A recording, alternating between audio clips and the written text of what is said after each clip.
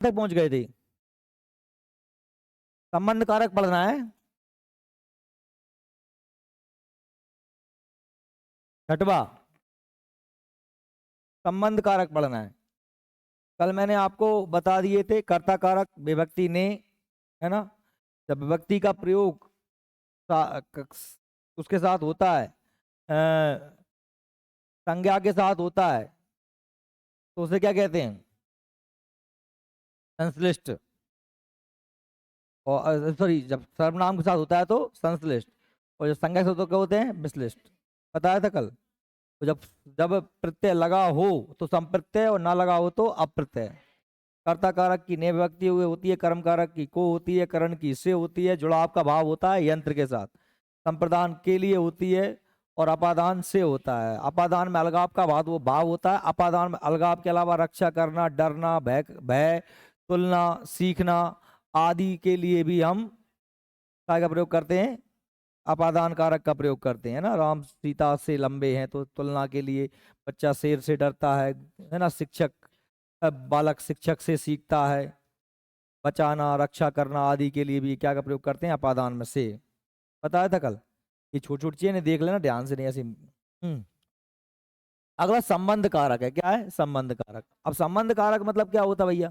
संबंध कारक से तात्पर्य है कि भाई दो, देखो मैंने क्या कहा था आपसे कल, आप याद हो तो, कि भाई संस्कृत में संबंध को और संबोधन को कारक नहीं मानते, क्योंकि संबंध का और संबोधन का क्रिया के साथ सीधा संबंध नहीं होता। क्योंकि जैसे मैंने कहा साहब, राम ने रावण को मारा। किसने मारा? राम ने। किसको मारा? रावण को। काय से मारा? तीर से। किसके लिए लाया? सीता के लिए लाया। तो ये सब आ गए ना संबंध का। किससे अलग हुआ? हमने कहा साहब गंगा हिमालय से अलग हुई। किससे अलग हुई? हिमालय से अलग हुई। लेकिन संबंध, राम का भाई, तो इसमें क्रिया कोई मतलब नहीं है। राम का भाई, दो संज्ञाओं के बीच में, राम और लक्ष्मण के, राम और राम का भाई, राम और भाई के बीच में संबंध दर्शा रहा है कौन? का। लड़के का घर, कैसा घर है? लड़के का। तो यहाँ पर का, की, के, सीधी सी बात है, दो संज्ञा शब्दों के बीच में क्या दर्शाया जाता है? संबंध दर्शाया जाता है। क्या किसका है, किसकी, ठीक है। ये सब चीजें दिखाई जाती हैं। क्लियर। अब संबंध कारक संज्ञा के जिस रूप से किसी व्यक्ति वस्तु या संबंध किसी दूसरे व्यक्ति वस्तु के साथ दर्शाया जाता है। क्या कह रहे हैं? संज्ञा के जिस रूप से किसी व्यक्ति वस्तु या संबंध का संबंध किसी दूसरे व्यक्ति वस्तु से दर्शाया, भाई किसका है ना, ये सब चीजें, उसमें संबंध कारक आता है। इसकी विभक्ति क्या होती है? का, की, के। अगर संज्ञा संज्ञा की बात हो रही है तो राम का भाई, लेकिन अगर सर्वनाम आ गया तो रारी रे, जैसे मेरा भाई, अपना भाई, नानी ने, है ना। रारी रे, नानी ने का प्रयोग भी संबंध कारक में होता है। देखो कैसे, राम का भाई मेरे साथ है, अपनी बात पर भरोसा रखो, तो ये अपनी, अपनी बात, नी शब्द आ गया, है ना। यह मेरा घर है, तो मेरा घर, किसका घर है? मेरा घर। इन कपड़ों का रंग अत्यंत तेज है, तो कपड़ों का रंग, कपड़ों का रंग, कपड़ा और रंग के बीच में संबंध, किसका रंग? कपड़ों का रंग। किसका घर? मेरा घर। की बात? अपनी बात, है ना। किसका भाई? राम का भाई। तो का, नी, रा, रे, ये सब समझ आए। तुम्हारी पुस्तक, किसकी पुस्तक? तुम्हारी पुस्तक, है ना।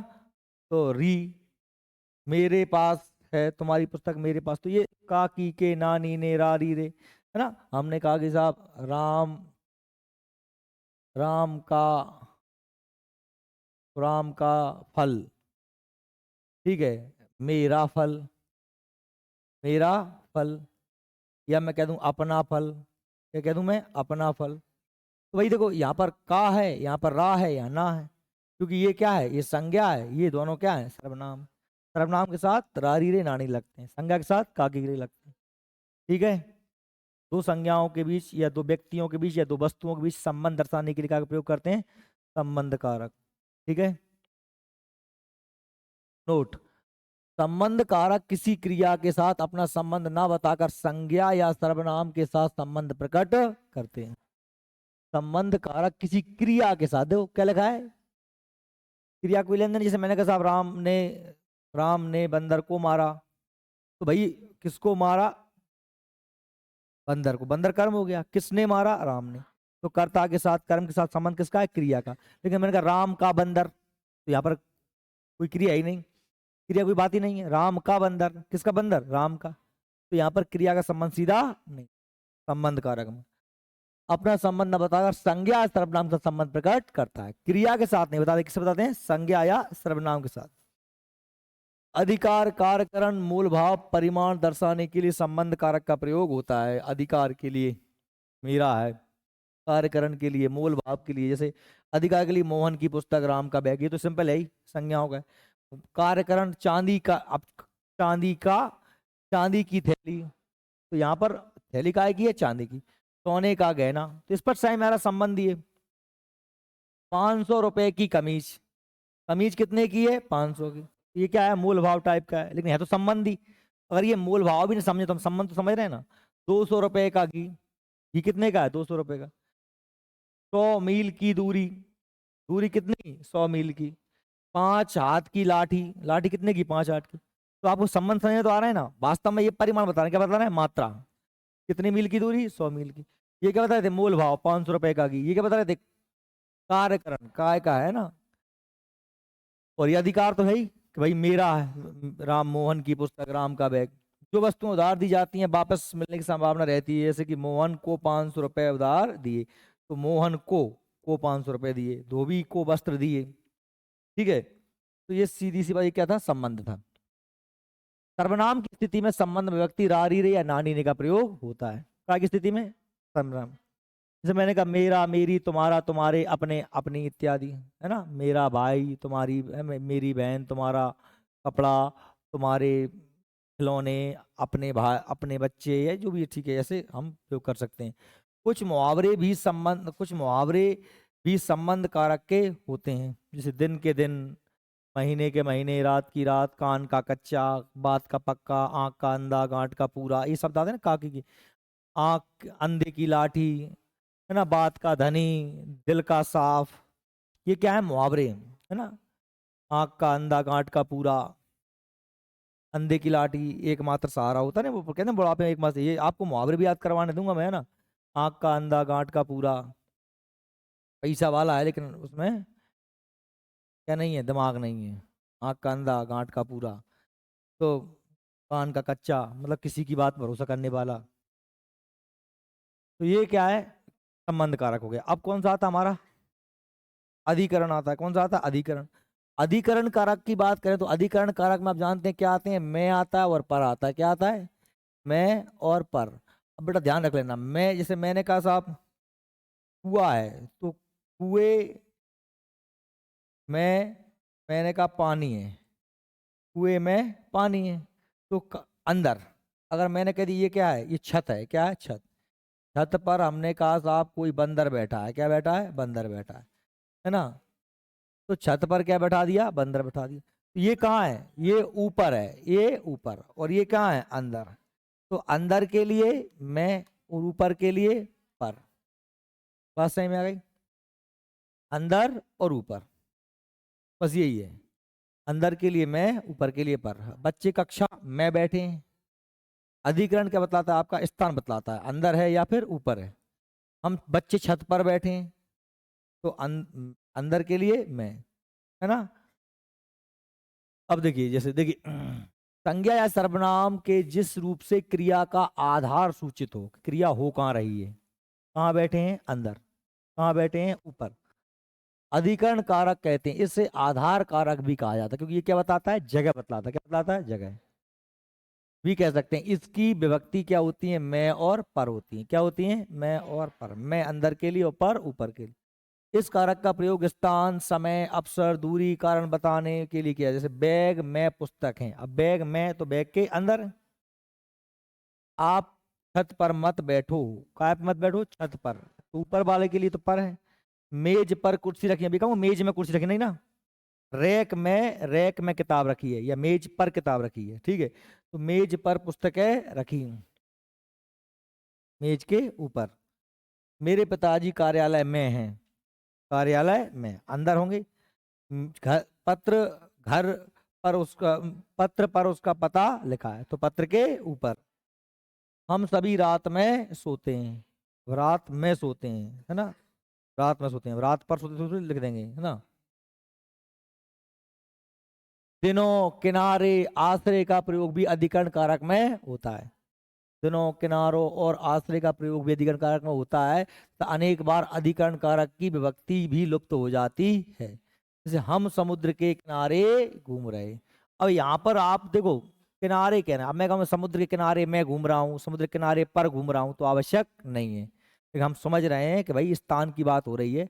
भले ही यहाँ पर कहीं मैं या पर नहीं है, लेकिन फिर भी यहाँ पर कौन सा कारक है, क्योंकि हम समुद्र के किनारे पर घूम रहे हैं, या समुद्र किनारे मैं घूम रहे हैं, पर घूम रहे हैं, पर ठीक रहेगा, ऊपर घूमते हैं। बात समझ पा रहे हो क्या कह रहा हूँ, हम समुद्र किनारे घूम रहे हैं, आपसे पूछ लिया बताओ कौन सा कारक है, अब आप देखो का ना की को कुछ है ही नहीं है भैया, तो आप मुंह आओगे वहां।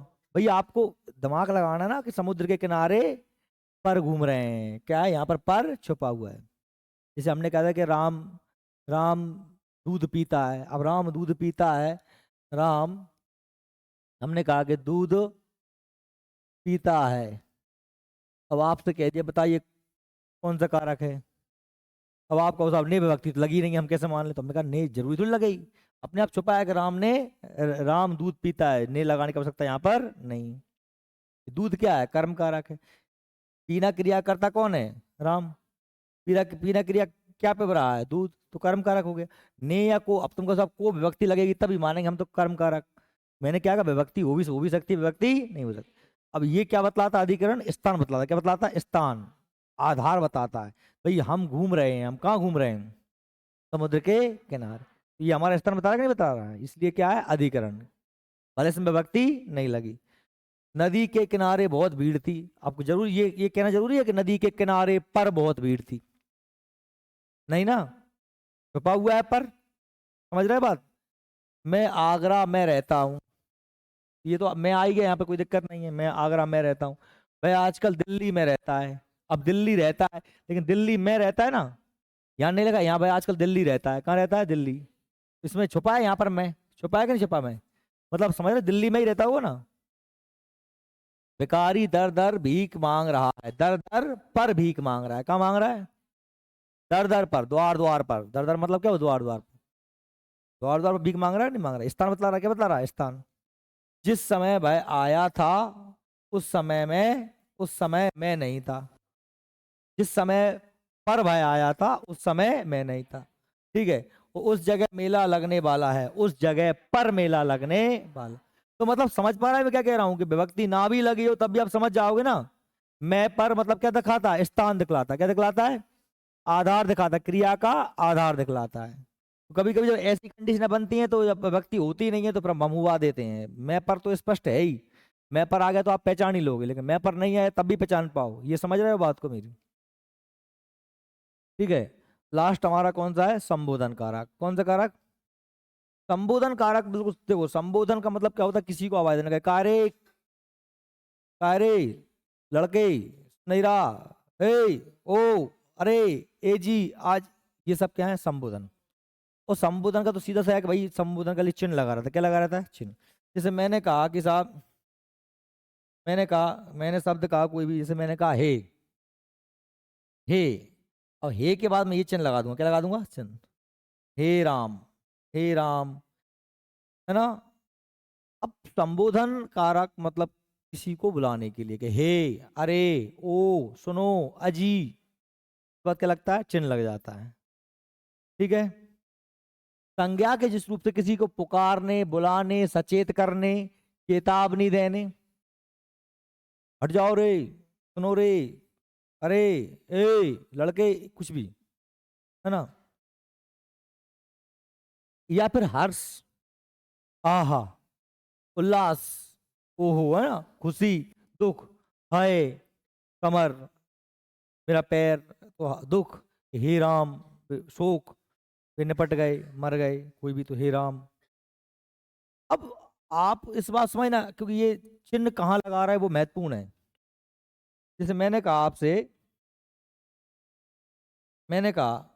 कि अरे, है ना,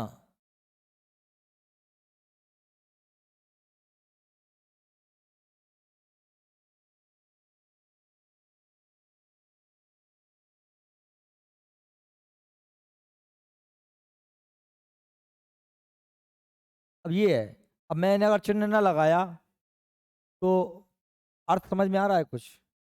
अरे कुत्ते और बंदर कहाँ गए? सामने वाला ये भी समझ सकता कि अरे कुत्ते और बंदर कहाँ गए। डंडा पड़ जाएगा तुम्हें, मुंह मुंह तोड़ देगा, कुत्ता कह रहा है मेरे से। कहाँ लगेगा चिन्ह? अरे कुत्ते और बंदर कहाँ गए, किसी से पूछना है कि अरे कुत्ते और बंदर कहाँ गए। बात समझ में आ रही है? तो चिन्ह इधर उधर लगाने से भी सत्यानाश हो जाता है अर्थ का, है ना। अब चिन्ह तुम कहाँ लगा रहे हो, तो ये चीजें महत्वपूर्ण होती हैं, हंसने वाली बात नहीं है ये, बात समझो क्या कह रहा हूं मैं। चिन्ह, अरे अब जैसे मैंने कहा कि साहब ये लगाया कि अजी ए रे ओ, ये तो बुलाने के लिए है ना। अब जैसे मैंने कह दिया आहा, अब आहा है तो सही, आहा, अब इसके बाद चिन्ह लगा के क्या रसगुल्ला है ना, क्या रसगुल्ला है, मतलब मजा आ गया।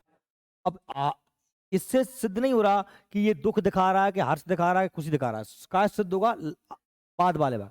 अब यहाँ पर ये नहीं लिख के ये लिख देता मैं, है ना, हा आहा मरे, या मेरे कमर या मेरा सर, मतलब क्या फिर दुख हो गया। तो आहा क्या रसगुल्ला है, मतलब आनंद हो गया, हर्ष हो गया। बात समझ रहे हो क्या कह रहा हूँ? ये सेंटेंस अकेला नहीं बता पाता, बाद वाला पूरा पढ़ के सही में आता कि हर्ष बतला रहा है कि शोक बतला रहा है कि घृणा बतला रहा है ना, कि छी हट कितना घृणा, तो नाक आ रही है, छी लगा के। ये क्या अपने मन के भावों को प्रकट करने के लिए भी हम क्या का प्रयोग करते हैं, संबोधन।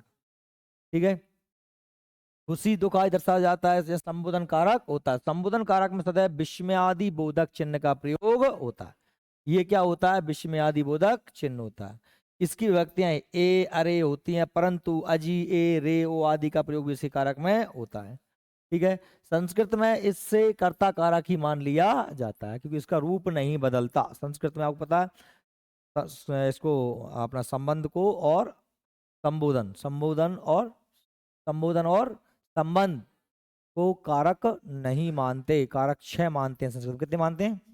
तो इनके संबंध क्रिया के साथ नहीं होते, है ना। अब इसका संबंध क्या है, अजी, अजी का संबंध क्रिया से क्या है, कुछ नहीं है। अजी सुनते हो, ये चिन्ह लगा दिया। बच्चों चुपचाप बैठ कर अपना काम करो, तो बच्चों ये क्या है, संबोधन, बच्चों इसमें चिन्ह।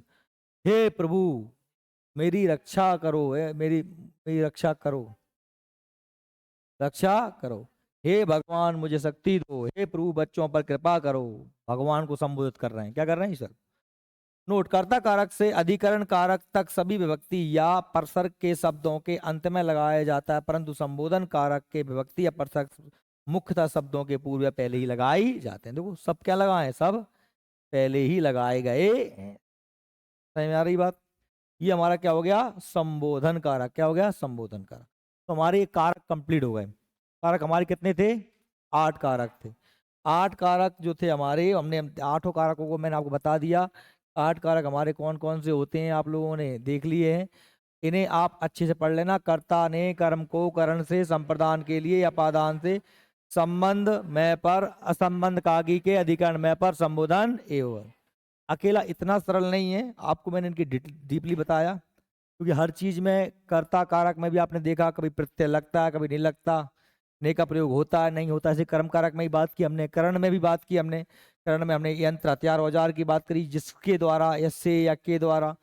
संप्रदान के लिए बताया मैंने, संप्रदान के लिए की जाए, कभी कभी को का प्रयोग भी करते हैं, के वास्ते के हेतु भी शब्द इसमें आ जाते हैं, है ना। अपादान में मैंने कहा अलगाव के साथ साथ इसमें डरना, भय, रक्षा, तुलना, है ना, इत्यादि भी आती हैं समय बताने के लिए। संबंध कारक काकी के साथ रारा रारी रे नानी ने, सर्वनामों के साथ रारी रे नानी ने भी आती हैं। अधिकरण में मैं और पर आते हैं, स्थान बताता है, कभी कभी यहाँ पर विभक्ति नहीं होती है ना।